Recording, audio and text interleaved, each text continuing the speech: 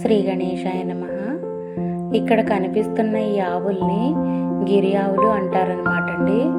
ఇవి ఎక్కువగా గుజరాత్ రాష్ట్రంలోని పెంచుతున్నారనమాట. ఇవి ఎక్కువ పాల దిగుబడిని ఇవ్వడమే కాకుండా మన ఆరోగ్యానికి ఈ పాలు చాలా మంచిదన్నమాట అండి. ఈ గిరి ఆవుల్ని గుర్తించడం ఎలాగంటే, మనం నాటు ఆవుల్లాగా కాకుండా వీటి చెవులు కిందకి వేలాడి ఉంటాయన్నమాట అండి. ఈ గిరి ఆవుల్ని ఇప్పుడు హైదరాబాదు ఎక్కువగా తీసుకొస్తున్నారు. మనకి ఎక్కువ పాల దిగుబడి అది ఇస్తాయన్నమాట అండి ఈ గిరి ఆవులు. అంతేకాకుండా మనకి ఆరోగ్యానికి చాలా మంచిదంటండి ఈ గిరి ఆవుల పాలు.